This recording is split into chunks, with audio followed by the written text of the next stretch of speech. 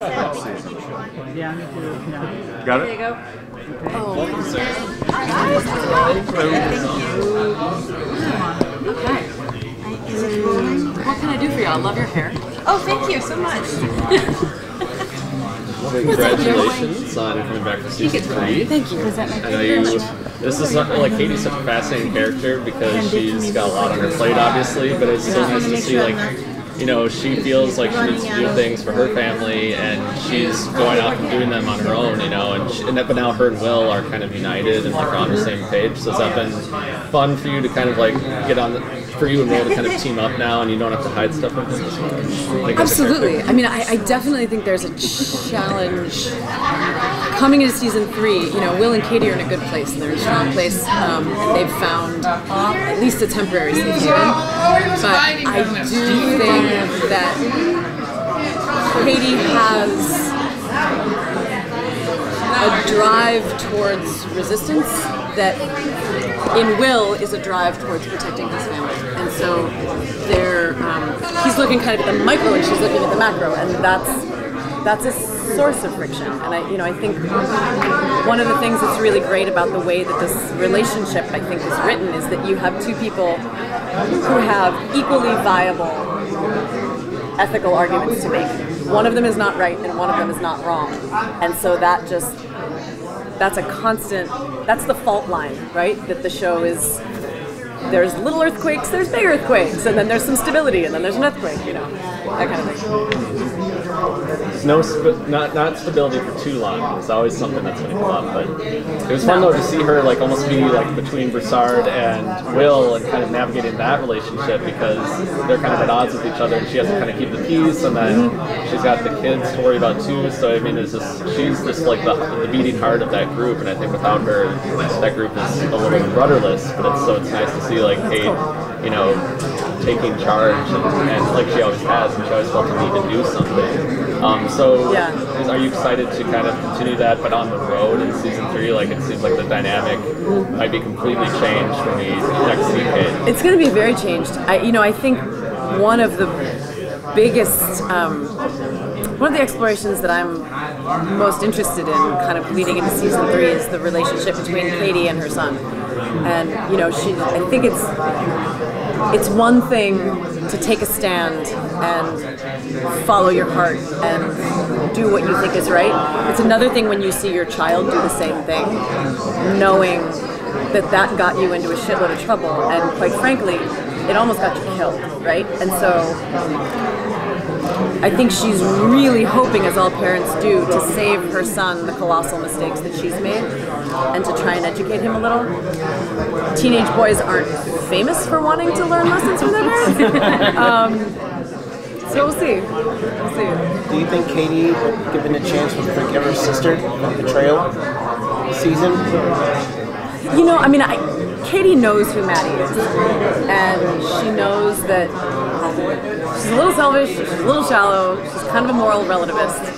She's also my friggin' sister, and I don't know that there are many, if any, things in the world that aren't forgivable, especially when they may be the only two people of their generation that are blood left in the world.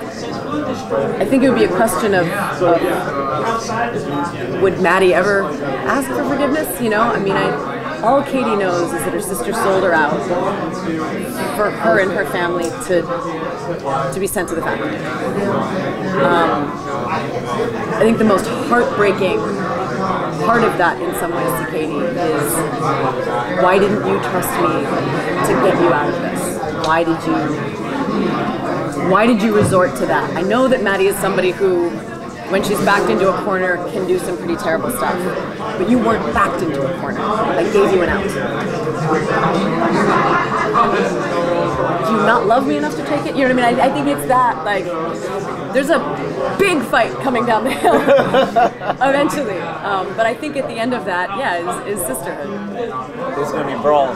I think it might be a brawl. I mean, Amanda's a really good boxer, so I kind of hope it doesn't come to that, but I'll start bobbing and weaving. I'll just like float like a butterfly. So, as an actress, you've played in, you've been in so many genre things at this point that people just love. Like, and are you seeing the strong roles for women and the really meaty, good roles for women are in genre roles right now, like science fiction, horror, with badassery, like. Badassery, by the way, is my new favorite word. Yes. You know, I mean, what's interesting about your question is I think, in a way, in my mind, the concept of genre itself is falling apart. Which is to say that genre used to mean we don't have as much respect for this as we do legitimate drama. Exactly.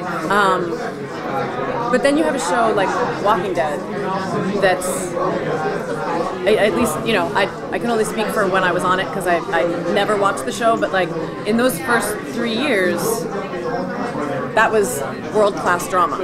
You can have zombies in it, but it's world-class drama. You made me cry. I did, and I'm sorry. You got it. But to sort of, you know, finish answering your question, I think roles for women are expanding in really exciting ways. I still think we need to keep an eye on it because it's really easy to go, oh my God, we had The Hunger Games, we had every other Jennifer Lawrence movie, do you know what I mean? We've got Amy Adams, this is great. But like, you know, it's not that the Bechdel test is infallible, but take a look at Arrival. There's 1.5 women in that entire film. It's an amazing film, and it's a great role for a woman. But there are, you know, a dozen men with interesting things to do in that. And then there's Amy Adams, and there's flashbacks of a daughter who I don't know if she ever opens her mouth. And so, again, fantastic. But maybe it's a false peak. Do you know what I mean? Like, maybe we got to the top of the mountain, planted our flag, and you look up and you're like, oh, that's Everest. Yeah. Oh, okay. We've still got work to do. That's my thinking. All right. Thanks, y'all. Thank you. Yes, Could you Josh. guys press the red button? And then Josh, and then perfect time, and then I And we 15. only have like 2 questions. Josh? No problem. Sure. No problem. Thank you. Here we go.